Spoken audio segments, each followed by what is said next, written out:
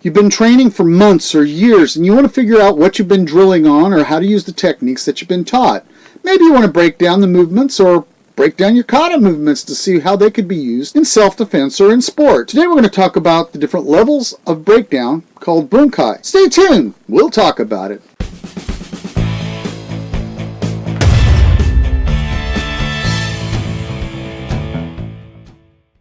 Welcome to Shihan's Dojo. I'm Shihan Marty Husband, and I'm here today to help you build your martial arts skills and knowledge. Or, if you want to know a little bit more about the martial arts, tell you a little bit more about it. So if you're here for the first time, jab that subscribe button and punch that bell so we can notify you when we have a new video coming out. The question for today is, what techniques do you want to break down from your martial arts? Go ahead, tell us down there in the comments so we can at least try to get a discussion going here. There's always been a controversy on techniques and how to break them down and what their uses and purposes are. Many people don't realize that if they're doing combinations of techniques, they have to break them down also to see how to figure them out. Most people attribute this to something called Bunkai in Japanese. People out there are probably saying, well, I don't take karate. What do I need to know Bunkai for? Well, understanding the levels of Bunkai helps us understand our techniques that we've been taught or that we've been trying to train our body to understand. So we're going to talk about the different levels of Bunkai and possibly how you can apply them with what you're trying to do. In order to really get good at Bunkai, you have to synthesize and deduce the actions you're doing. In synthesizing this, you help yourself in order to build on your knowledge and your muscle memory and everything that follows along with it. Now, over the years, I've seen many controversies that have happened over the ideas of the levels of Bunkai. It was first introduced to me by Professor George Anderson out of Akron, Ohio. When I first met him, he had broken down that the Japanese used 4 levels of understanding for Bunkai. However, many of the ideas I presented for him, he brought into possibilities of bunseki or oyo, which we covered in the last video if you want to see more about it. In the end, I have basically broken down this into the 3 categories that he thought they should be placed in. I will go through and mention some of the other ways that it was originally attributed to, but I understand how he was trying to group it and what we should be doing with it. Now, the first thing we're going to talk about is salient or ordinary interpretation. In understanding the salient interpretation, one has to realize you're trying to understand the features and the details of that technique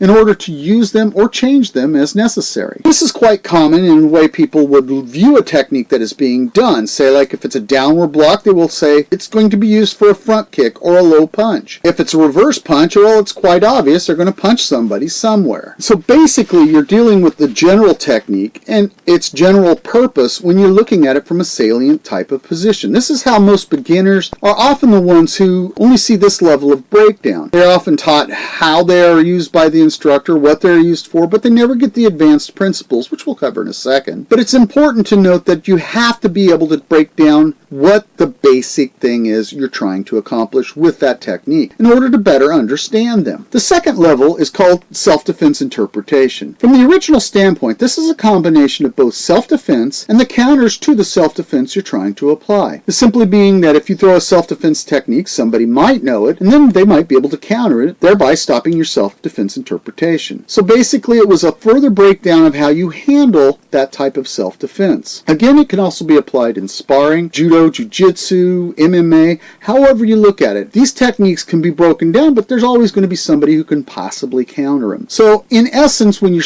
breaking down at that level, you need to understand that you basically have to break down not only that self-defense portion, but you need to be able to counter the counter to the technique you're doing. Sounds confusing, and it is. Now, the self-defense technique has to be kept as real as possible. You can't go around using fake self-defense without trying it out on somebody. Test it with a big person, test it with a small person, somebody your own size, etc. Because in reality, if you can't make that self-defense real, it's not a good Bunkai to use. This includes sports. So if you're a smaller person and you're trying to punch somebody in the face all the time, you're probably having to come up and losing all your power in doing so. Now, I realize in sport that most of them are in weight divisions and stuff like that, but sometimes a height can be a variance that you have to take into consideration. And even then, you need to fight people of different heights so you can understand how effective that technique or those techniques that you're using can really be done. If you follow this common logic, you can see how if you're throwing something, you want to be able to control the situation if somebody actually knows how to counter the self-defense interpretation you're trying to do. Now, in doing so, you have to understand that's a different level. This is a personal level now that your person has to understand these self-defense techniques. You have to break down, use a partner, see how it's applied with them, and go from that standpoint right there.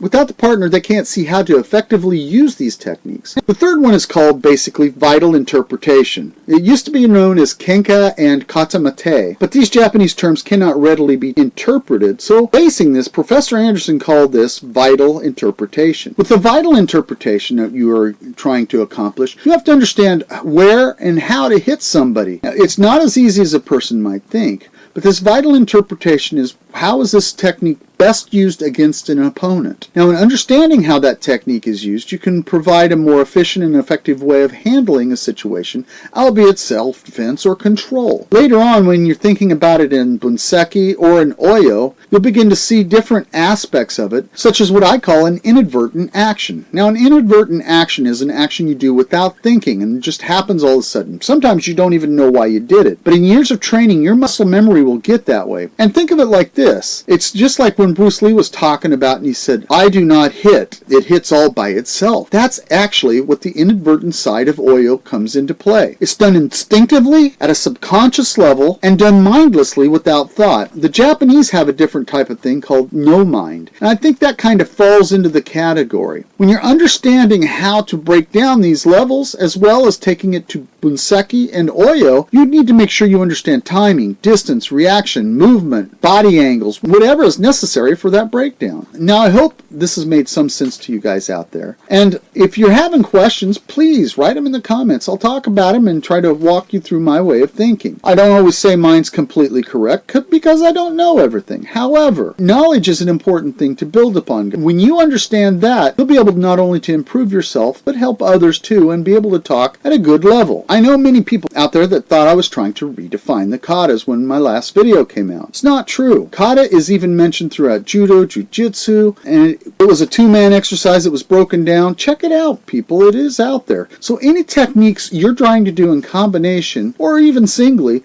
becomes a kata. So no matter how you look at it, you're going to have to break it down with this type of a bunkai level. Now, sorry for this video and anything's wrong with it. I apologize. We had our hard drives crash down here, and so we're a little slow in getting everything back. We lost a lot of videos that we had done already, so we're having to remake these. If you see any flaws, let us know. We'll try to fix them with the next videos if possible. Don't forget to answer the question of the day. What techniques do you want to work on in your own style to break them down? If you have any questions or comments, leave them down there so we can have a discussion here. And don't forget to like us and share us with your friends so we can make Shihan's Dojo grow. And we'll see you here again next time.